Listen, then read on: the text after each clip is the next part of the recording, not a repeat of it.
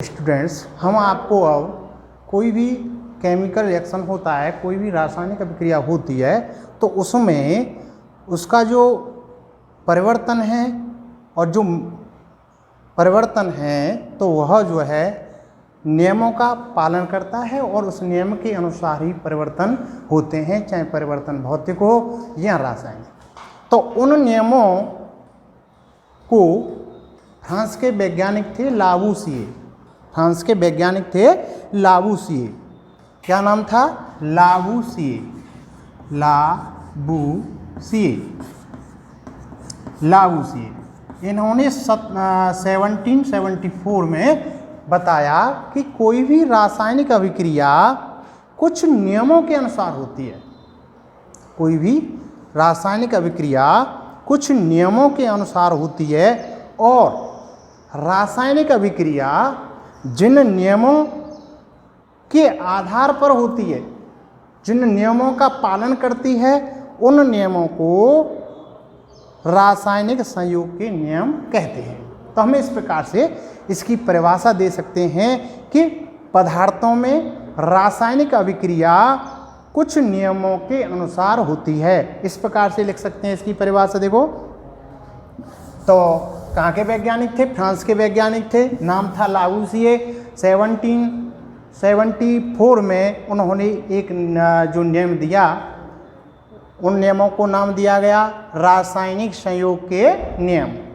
तो इसकी हमें पदार्थों में इस प्रकार से परिभाषा लिख सकते हैं। पदार्थों में रासायनिक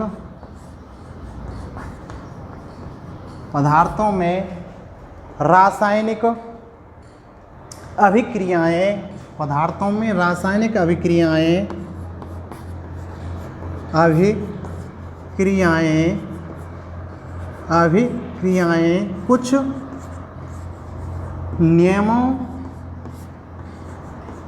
कुछ नियमों के आधार पर, कुछ नियमों के अनुसार होती हैं। कुछ नियमों के अनुसार होती हैं। मीन्स क्या है कि रासायनिक अभिक्रियाएं कुछ नियमों के अनुसार होती हैं और रासायनिक अभिक्रियाएं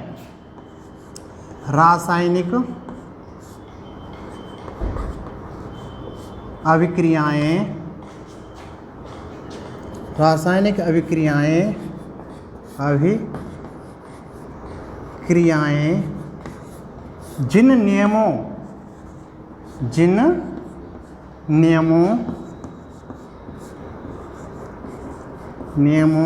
के आधार पर होती हैं, जिन नियमों के आधार पर होती हैं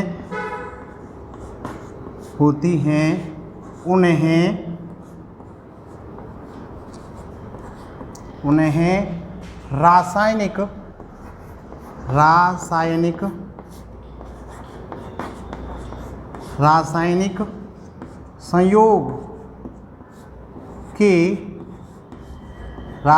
संयोग के नियम कहते हैं।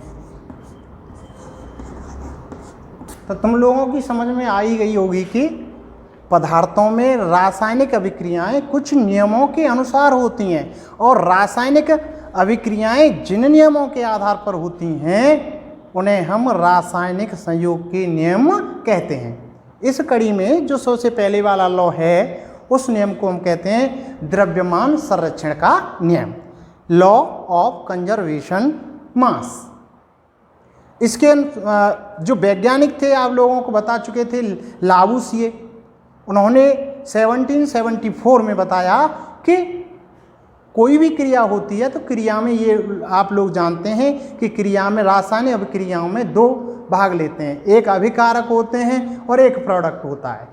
अभिकारकों का द्रव्यमान कुल उत्पादों के द्रव्यमान के बराबर होता है और इस नियम को ही कह सकते हैं, जैसे ऊर्जा संरक्षण का नियम आपने पढ़ा होगा, ऊर्जा को न तो नष्ट किया जा सकता है, न ही उत्पन्न किया जा सकता है, ऊर्जा को एक रूप से दूसरे रूप में बदला जा सकता है। इसी तरह से इस नियम को हम एक नियम और कह सकते हैं, द्रव्य की अविनाशिता का नियम।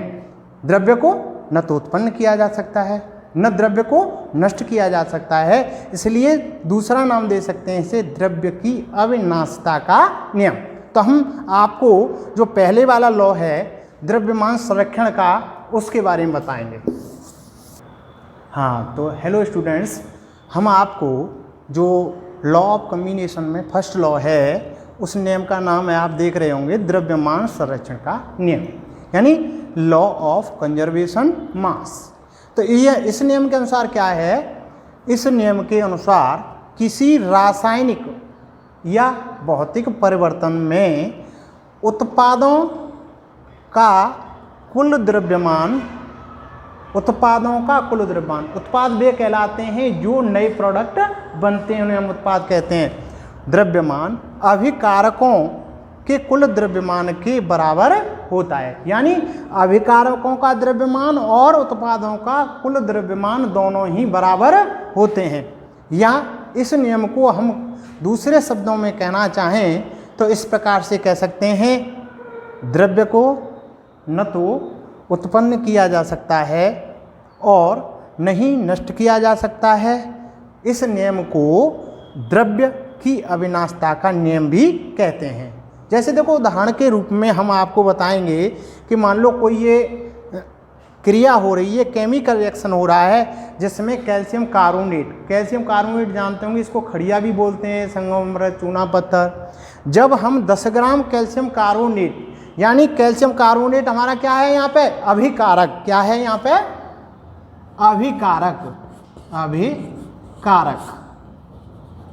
अभिकारक, और ये क्या है हमारे दोनों, उत्पाद।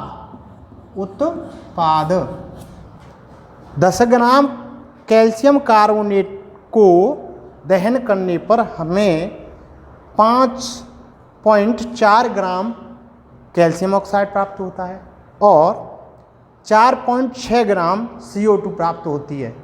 आप देख रहे होंगे कि इन दोनों का हम योग करें, इन मास द्रव्यमान का, तो ये इसका कुल टोटल 10 ग्राम ही आता है। इसलिए यह जो है द्रव्यमान संरक्षण के नियम का पालन करता है।